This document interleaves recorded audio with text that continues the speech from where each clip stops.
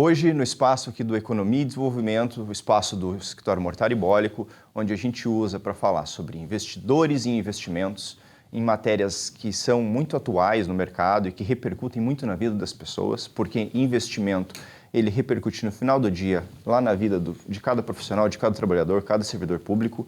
Nós recebemos um especialista, um profissional da área contábil e tributária, Tairo Fracasso, que vai falar para nós sobre alguns aspectos de preocupação dos investidores que repercutem na vida das pessoas, mas também de um assunto muito importante aí, a reforma tributária.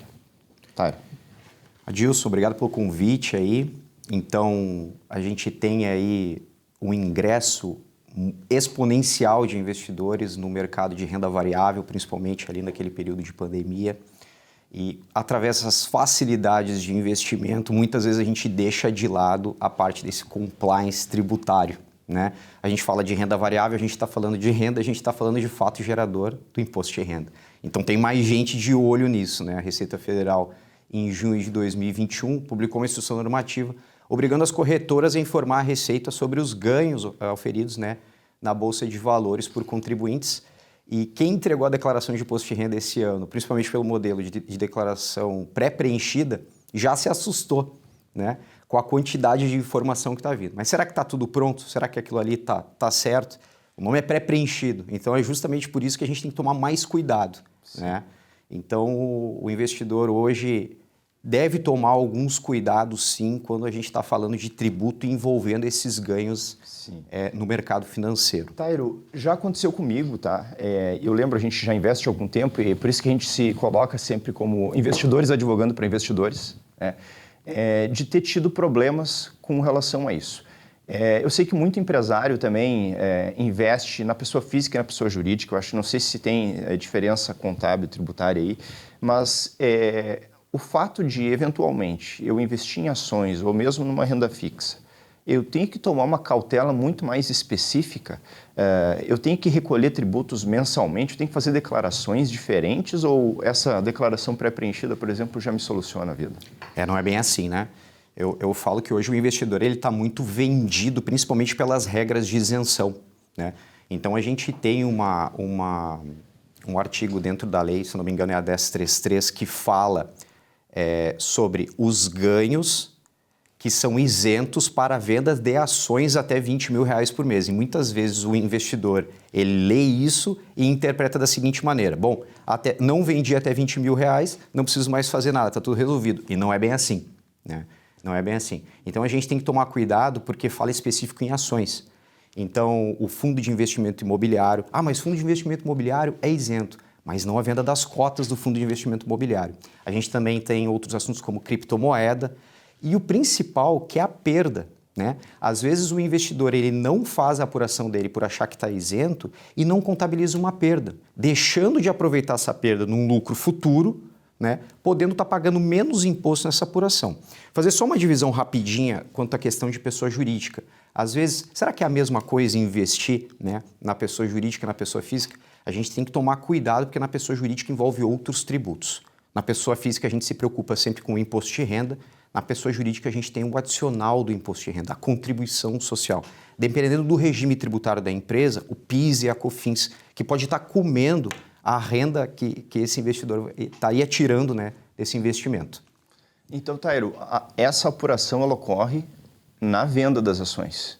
Isso sempre que eu tiver algum fato gerador, como tu disse, de renda, eu vendi as ações, eu realizei, eu devo necessariamente buscar um profissional para fazer esse tipo de registro, certo?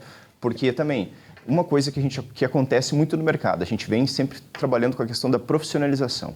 Então, sempre que a pessoa for investir, ela está colocando aqui as suas economias em jogo, e esses dias eu dei um exemplo.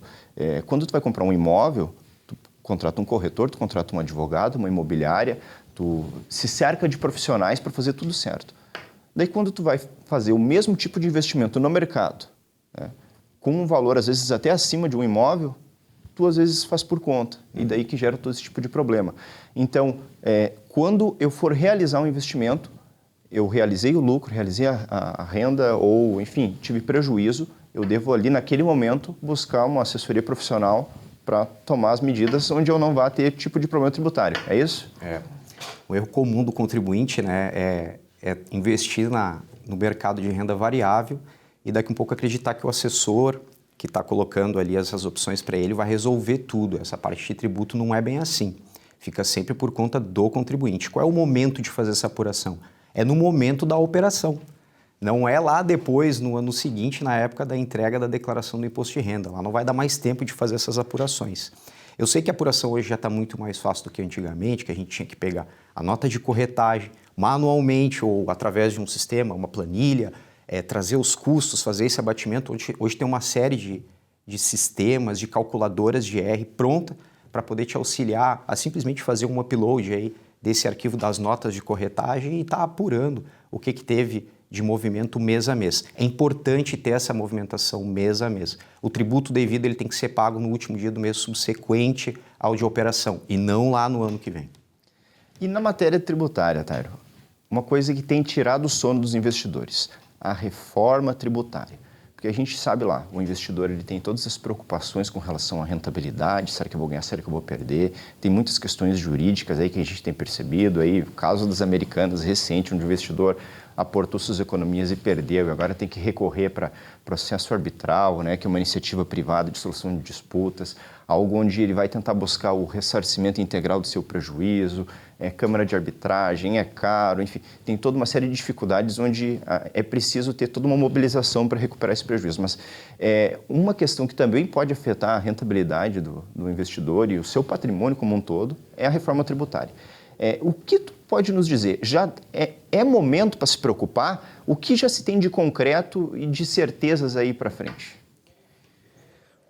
Dilson, é complicado agora, viu? A gente sempre que for falar de reforma tributária, pelo menos nesse momento, tem que ter muita cautela, muita cautela. De antemão, dizer que a reforma tributária ela foi dividida em 2 momentos, em 2 etapas.